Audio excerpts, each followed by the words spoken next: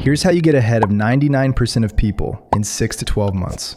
Become brutally aware of two things. First, what you don't want. Second, where you'll end up if you keep doing the same things. Most people will ignore this message because it requires them to sit with uncomfortable truths. You won't be one of them.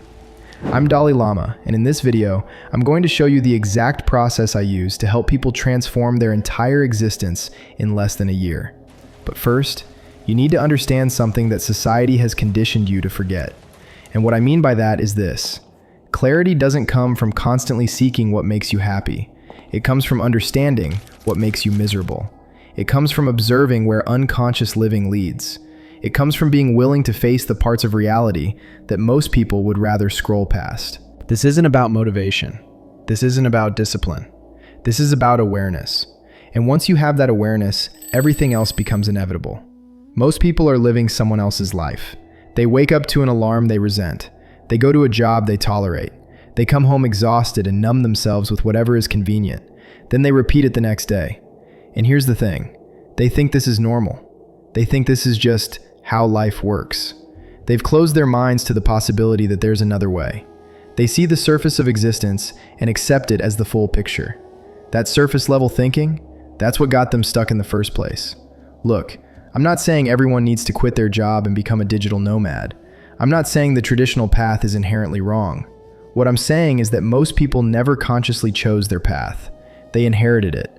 They adopted a structure that someone else created to ease the uncertainty of being alive. When you observe the masses, and I mean really observe them, not with judgment, but with genuine curiosity, you start to see patterns. You see people making the same decisions their parents made. You see them consuming content that numbs rather than transforms. You see them spending mental energy on things that don't move them closer to anything meaningful. And the worst part? They don't even realize it's happening. Think of it like this. Imagine a monkey in a cubicle. That monkey is going to suffer because its entire psyche is wired for something completely different. It's wired for exploration, for novelty, for movement. The cubicle is fundamentally misaligned with what it needs to thrive. You're not a monkey, but you're also not wired for the modern world. You're not built to sit under fluorescent lights for 8 hours. You're not designed to consume infinite content without creating anything. You're not meant to go weeks without genuine challenge or discovery. And yet, if you look at your current life, how much of it reflects what you're actually designed for? How much of it did you consciously choose versus unconsciously accept? That's the problem. And until you face it directly, nothing changes. So let's talk about what you don't want, because this is where real clarity begins. Most people approach goal setting by imagining their ideal future. They picture themselves successful, happy, fulfilled. And that's fine. That has value. But it's incomplete. The more powerful practice, and the one that actually creates change, is building what I call an anti-vision. This is a detailed picture of where you'll end up if you change nothing. Here's what you're going to do. Grab a notebook. Sit down somewhere you won't be interrupted. Set a timer for 30 minutes. And write down everything you don't want your life to become. What don't you want to look like in 5 years? What kind of daily routine would make you feel trapped? What relationships drain you? What version of yourself do you despise? Be specific. Be ruthless.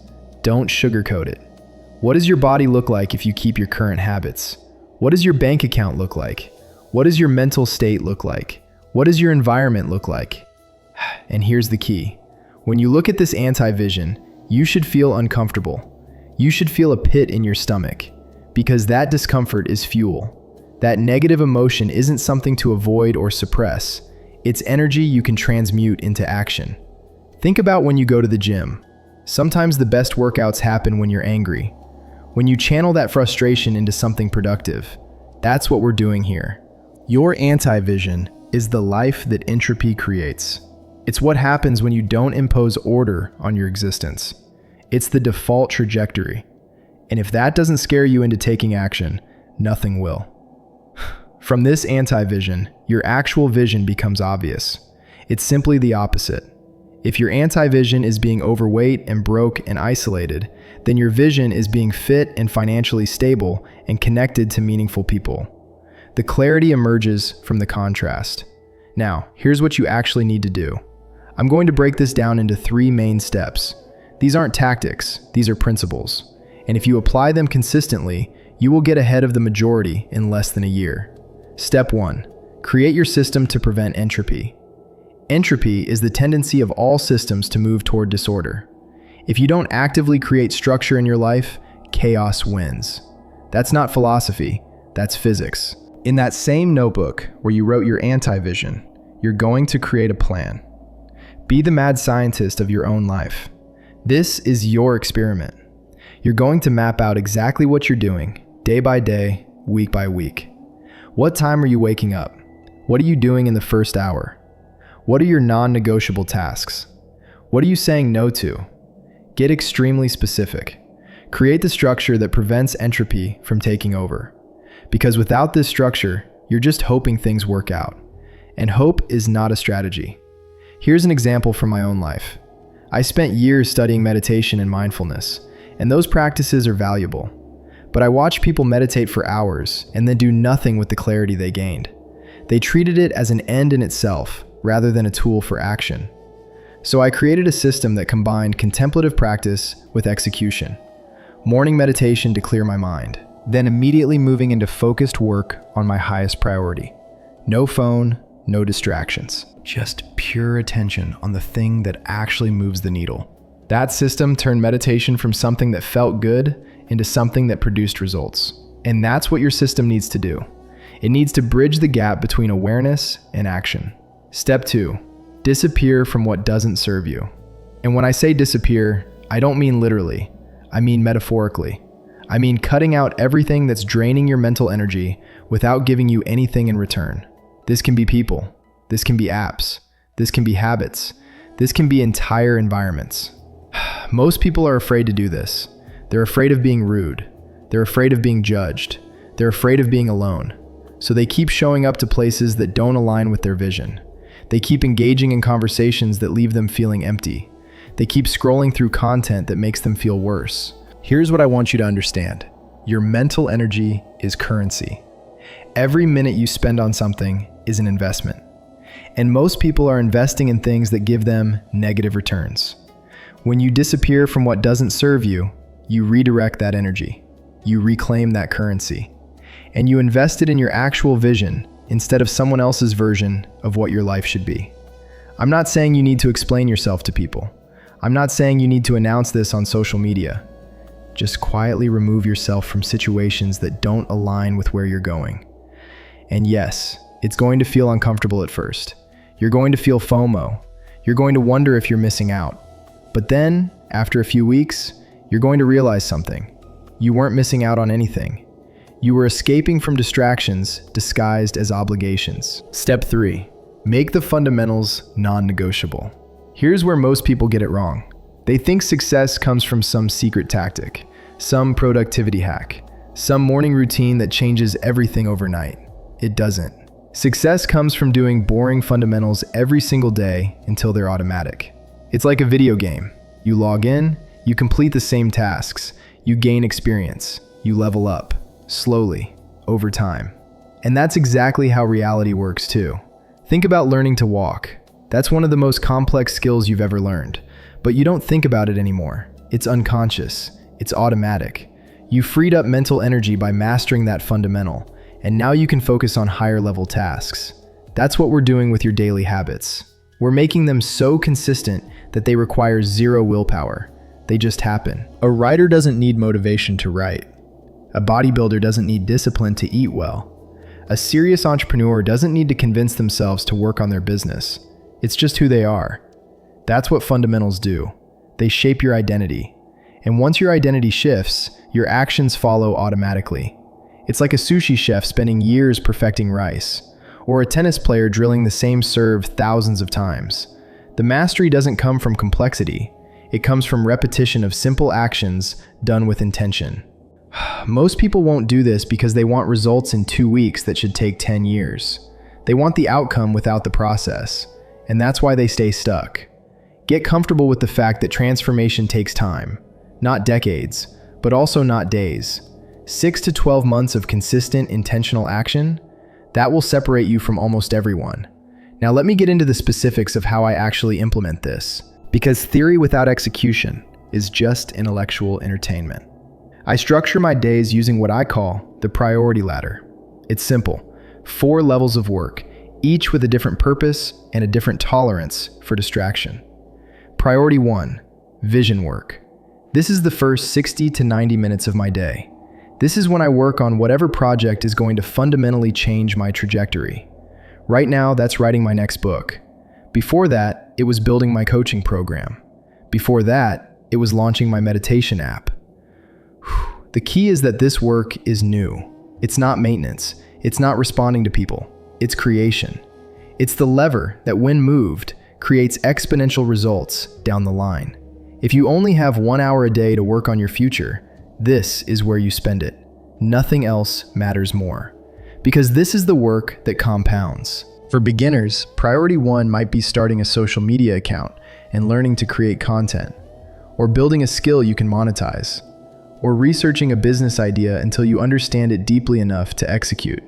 And here's what most people don't realize. The first few months of priority 1 work feels inefficient. You're slow, you make mistakes, you don't see results. But that perceived difficulty is temporary. Once you break through, once you systemize the work, it flows. And then you move it to priority 2 and start something new in priority 1. That's how you build momentum. That's how you stack skills. That's how you get ahead.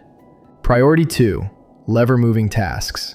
Once your priority 1 project starts producing results, it gets demoted here. This is still important work, but it's more routine. It's maintaining the systems you've already built. For me, this is creating weekly content, engaging with my audience, refining my offers. These tasks keep the engine running, but they're not building new engines. This usually takes me another 60 to 90 minutes. And again, no phone, no messages, no distractions, just focused execution. Priority 3, creative continuation. This is for any additional creative work that keeps momentum going. Maybe it's brainstorming new ideas. Maybe it's reading and taking notes. Maybe it's having strategic conversations with people who elevate your thinking. The key here is that it's still intentional. It's still aligned with your vision, but it's more flexible than priority 1 and 2. Priority 4, maintenance and communication. This is where all the administrative stuff lives. Responding to messages, checking emails, scheduling calls, all the necessary but low leverage tasks. And here's the critical part. This comes last. Most people do this first. They wake up, check their phone, and immediately let other people's priorities dictate their day. Their mental energy gets fragmented before they even start working on what matters. Don't do that. Protect your morning. Protect your focus. Let other people wait until the afternoon. They'll be fine. I usually spend 45 to 60 minutes on priority 4, and that's it. If something doesn't get done, it wasn't important enough. Between these blocks, I take breaks. I go for walks. I eat meals. I let my mind wander. Because rest is part of the system too. You can't sprint all day without burning out. And here's what this structure does. It removes decision fatigue. Every morning, I know exactly what I'm doing and when. There's no debate. There's no wondering if I should check messages first or work on my project. The system is already in place. That's what prevents entropy. That's what creates order. And that order is what allows you to make progress even when motivation is low. Because motivation is unreliable, systems are not. Now the first objection I hear is, Dolly, I don't have time for this. And look, I get it. You have a job, you have responsibilities, you have people depending on you. I'm not asking you to ignore all of that. But here's the reality. If you don't have 1 hour a day to invest in your future, you're not going to have it later either. Time doesn't magically appear. You have to create it. You have to protect it. And I'm not asking for 4 hours. I'm not asking for 6 hours. I'm asking for 60 minutes. If you can scroll social media for an hour, you can work on your vision for an hour. The second objection is, what if I don't know what my vision is? Then start with your anti-vision. Start with what you don't want. That's easier. That's more concrete. And from that clarity, your actual vision will emerge. You don't need to have everything figured out. You just need to start. You just need to move in a direction that's not where you currently are. And if you start today, in 6 months you'll look back and barely recognize the person you were. That's not hyperbole. That's what consistent action does. The alternative is staying exactly where you are. And I don't think that's what you want. Otherwise, you wouldn't still be watching this. Let me tell you how this worked for me. I spent years in traditional spiritual practice, meditation retreats, silent monasteries, deep contemplation. And those experiences were profound. They changed how I see reality. They gave me tools for navigating my own mind. But I also watched people, myself included, use spirituality as escapism. We'd meditate for hours and then avoid taking any real-world action. We'd talk about non-attachment while being completely attached to our comfortable routines. So I started experimenting. What if I combined the clarity from contemplative practice with the execution frameworks from business and productivity? What if I treated my life like a project I was building rather than something that just happened to me? I created an anti-vision. I wrote down everything I didn't want to become. A spiritual teacher with no practical skills. Someone who talked about transformation but never actually transformed anything. That discomfort pushed me to build this channel, to create programs, to help people actually change their lives instead of just feeling good about the idea of change. And now, 2 years later, I work with hundreds of people who are implementing these exact principles. I've seen lawyers become content creators. I've seen corporate employees build 6-figure side businesses. I've seen people completely reconstruct their identities in less than a year. Not because they had some special advantage, but because they became brutally aware of what they didn't want. And they built systems to prevent entropy from pulling them back. That's the power of this process. That's what happens when awareness meets action. And you can do the same thing. Actually, you can probably do it faster because you're learning from my mistakes instead of making all of them yourself. So if you want to implement this, here's what I encourage you to do. First, actually do it. Don't just consume this and move on. Grab a notebook today. Write your anti-vision. Create your priority ladder. Start tomorrow morning with 1 hour of priority 1 work. Second, let me know what resonated. Drop a comment. Tell me which part hit hardest or what you're going to implement first. I read every single one, and I'm genuinely curious what stuck out for you. With that, I'm Dalai Lama. Go build something that matters. Peace.